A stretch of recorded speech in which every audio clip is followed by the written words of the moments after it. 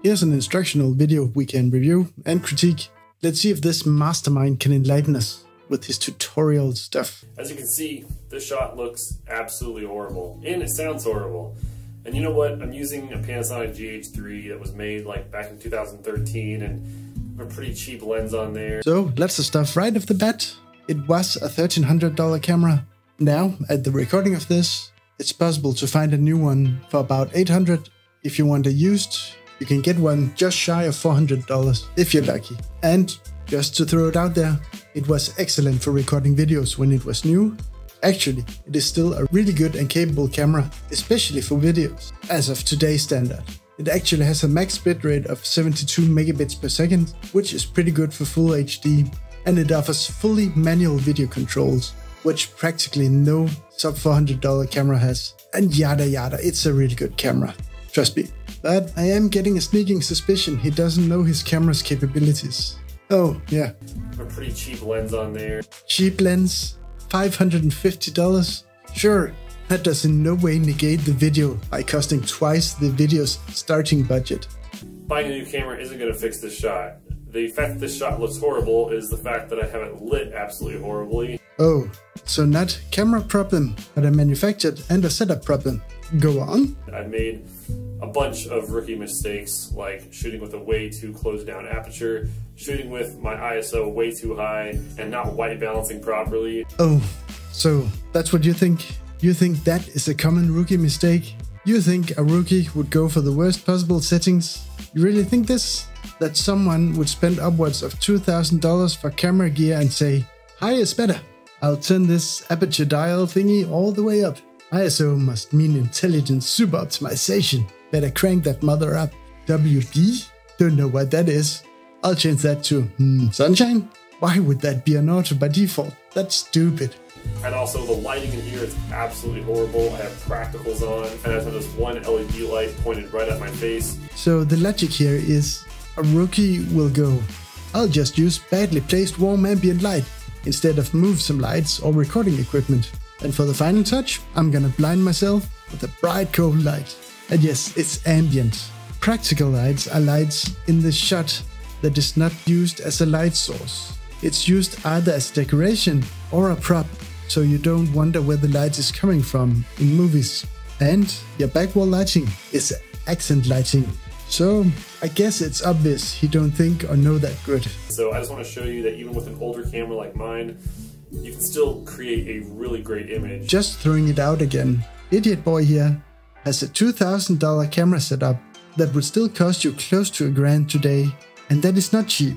Also, it's a really good camera for video. Actually so good, his "this looks terrible" example almost looks better than what most $300 cameras can produce with okay lighting. And by God, this music is awful. It's horrible and repetitive.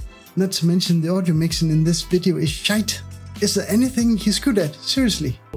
First thing we need to fix is the audio. I am using the internal mics. I will see just how big of a difference a cheap little $30 mic like this can make. Doesn't the audio just sound so much better? So trick one is a microphone. Oh, and remember, there's no post-process. It's a $30 magic mic.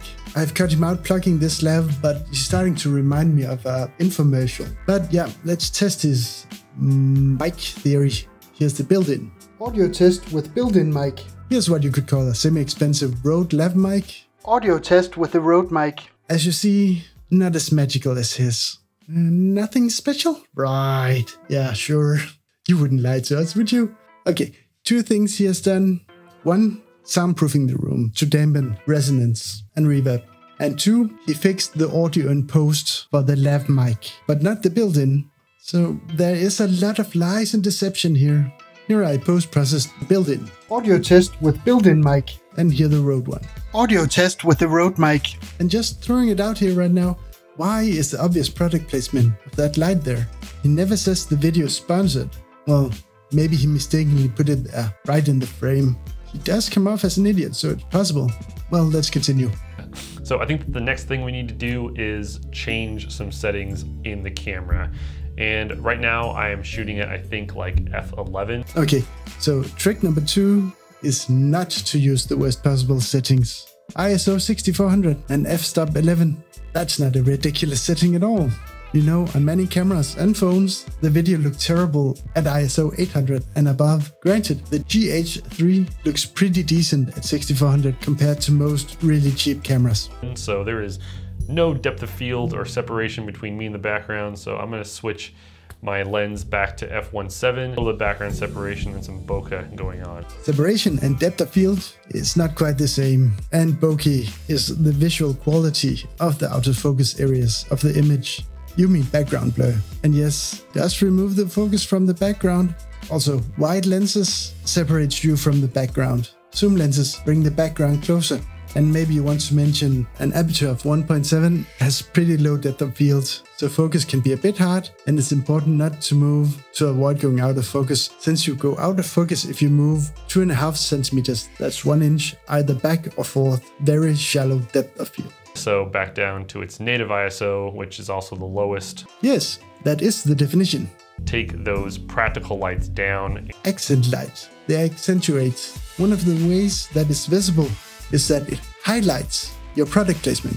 You can argue they are ambient since they are part of the room studio's light and they add to it. And I white balance it that way. Super easy. You got a studio setup and manual white balance every time? Do you have a lot of changing light problems or what? I'm pretty sure cameras can save your custom profiles. Our key light, and we got some practicals.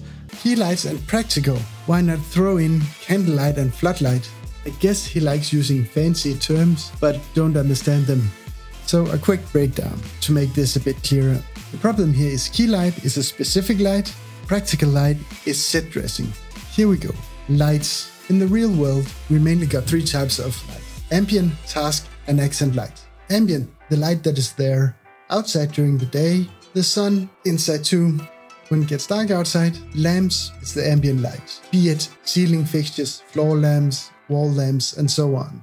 Accent lighting, smaller spots, LEDs, and so on, intended to highlight a specific object or area. They tend to be brighter than the ambient light to draw attention to the illuminated subject. And finally, task light. As the name implies, light for focused tasks like reading light, desk lights, under cabin lights, and so on. In film, it's a bit different. Here we got ambient, accent, and practical. Accent the same as before, but also with the inclusion of some of the task lights. Practical light, an object symbolizing the light source, meaning its function is to appear to be the source of illumination, like a match or a candle lighting up an entire room. Ambient light, this is your light setup. This is the lights that you use for filming, no matter if it is built-in lights or studio setup. And it is under this key light lies, with hair light and fill light and all lights. That I am completely disappearing into the background with this black shirt on. The reason is the scene is too dark for dark clothes. If you want to do a really dark shot, you'll disappear if your clothes is dark. I have something else on that's going to help separate me from the background. Standing out from, not separating. But teach me, master, your wisdom of missing knowledge is quite amazing. Good. I'll just put it slightly out of frame. And there we go. We have a little bit of a hair light. Hair light should be above and angled down. It's literally in the name. Not that it needs to be exactly over your head, but it's a top-down light. If you do it like that, you just get side/backlight. That's also kind of bleeding right here.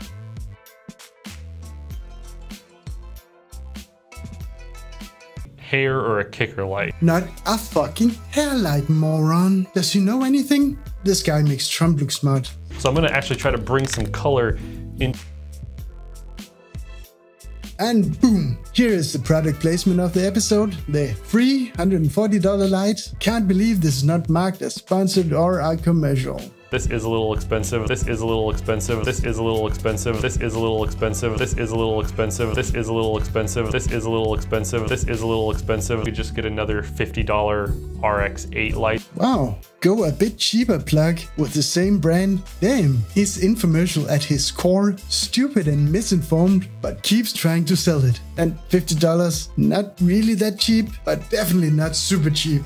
Wow, that was a minute of plugging and advertising. Are we sure this shouldn't be marked as sponsored or commercial or something? No? No? Well, even with an older camera like my GH3 and a pretty cheap lens. Why does he keep using old as a synonym for bad? And seriously, does he know what cheap means? Now the lens is pretty cheap. Have an entire lighting kit for about $150. $150 for the video lights. Well, it's more like $220 without shipping. He really does say cheap a lot.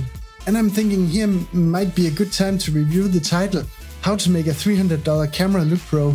Well, he's not doing anything to the camera to make it look more pro. Sure, he's talking about better audio, light and image, but he's way off budget. A better camera wouldn't have fixed that shot before. A better camera wouldn't have fixed the shot before. How do you fix intentionally going with that horrible settings? And also, not if your light setup is horrible darkness combined with power blast in the face. On the other hand, a cheaper camera probably wouldn't let you mess up the setting this much, so yeah. So to add the tally for this Falcon Eyes infomercial, adding over $1,000 to your at least $400 camera will make your $300 camera look better. He is good.